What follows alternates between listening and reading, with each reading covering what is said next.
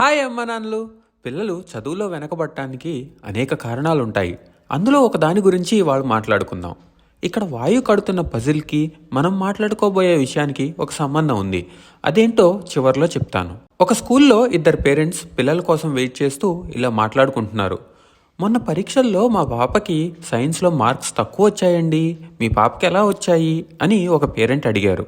మా పాపకి బాగానే వచ్చాయండి, కాకపోతే క్లాస్లో చెప్పేది సరిగ్గా అర్థం కావట్లేదని ఇంట్లో మాతో చెప్పించుకుంటోంది, మిగతా సబ్జెక్ట్స్ బాగానే అర్థమవుతున్నాయి అంటోంది అని రెండో పేరెంట్ అన్నారు. అవునా, మా పాప అలా ఏమీ చెప్పలేదండి, అందుకేనేమో ఇప్పటి వరకు జరిగిన అన్ని పరీక్షల్లో సైన్స్లో తక్కువ మార్కులు వచ్చాయి, నువ్వే సరిగ్గా చదవట్లేదు అంటూ తన్ని కోపడ్డాము అని మొదటి పేరెంట్ అన్నారు.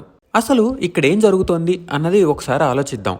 సెకండ్ పేరెంట్కి క్లాస్లో ఏం జరుగుతుందో, ఏ సబ్జెక్ట్ ఎలా టీచ్ చేస్తున్నారో, తన పాప ఎక్కడ ఇబ్బంది పడుతుందో ఎప్పటికప్పుడు గమనించి క్లాస్లో ఏర్పడిన గ్యాప్స్ని ఇంట్లో ఫిల్ చేస్తున్నారు. ఫలితంగా ఆ పాప ఆ సబ్జెక్ట్లో వెనకపడకుండా ముందుకు వెళ్ళిపోతోంది. మొదటి పేరెంట్ విషయానికి వస్తే క్లాస్లో ఏ సబ్జెక్ట్లో ఏం టీచ్ చేస్తున్నారు, ఎలా టీచ్ చేస్తున్నారు అన్న అవగాహన లేదు. క్లాస్లో చెప్పింది విని తన పాప అన్నీ నేర్చుకోవాలి అని ఆశిస్తున్నారు, భ్రమపడుతున్నారు. కానీ వాస్తవం ఎప్పుడూ మన ఊహలకి దూరంగా ఉంటుంది కదా. పిల్లలు స్కూల్లో కొంతవరకే నేర్చుకుంటారు. చాలా వరకు సబ్జెక్ట్స్లో ఖచ్చితంగా కొన్ని అండర్స్టాండింగ్ ల్యాప్సెస్ ఉంటాయి. కొన్ని సందర్భాల్లో అర్థం కాలేదు అని వాళ్ళకే తెలుస్తుంది, అప్పుడు మనల్ని అడుగుతారు. ఇంకొన్ని సందర్భాల్లో వాళ్ళకి తెలిసిందే కరెక్ట్, అర్థమైంది అని అనుకుంటారు, బట్ పూర్తి కాన్సెప్ట్ వాళ్ళకి అర్థం కాదు ఆర్ అర్థమయ్యేలా చెప్పకపోవచ్చు. సో అవి మనమే గమనించుకోవాలి, అర్థమయ్యేలాగా చెప్పాలి. లేకపోతే ఇవాళ ఒక లెసన్లో ఏర్పడిన గ్యాప్స్ నెక్స్ట్ లెసన్ మీద ప్రభావం చూపిస్తాయి, నెక్స్ట్ క్లాస్లో ప్రభావం చూపిస్తాయి. అలా మన పిల్లలు క్రమంగా తెలియకుండానే వెనకబడిపోతారు.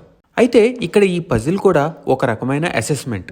ఇంట్లో ఇప్పటికే చాలా పజిల్స్ కలిసి కట్టాము, సో ఎలా చేస్తాడో చూద్దాం అని 108 పీసెస్ పజిల్ ఒకటి తెప్పించాము. సుమారు 50 నిమిషాలు పట్టింది వాడికి కట్టడానికి. ఆ 50 నిమిషాలు కూడా నేను అక్కడే ఉన్నాను.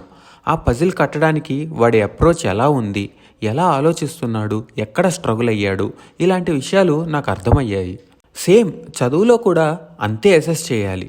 అప్పుడే మన పిల్లల బలాలేంటి, బలహీనతలేంటి అన్నవి మనకు తెలుస్తాయి. బలాలను మరింత బలంగా చేయొచ్చు, బలహీనతలను బలాలుగా మార్చొచ్చు.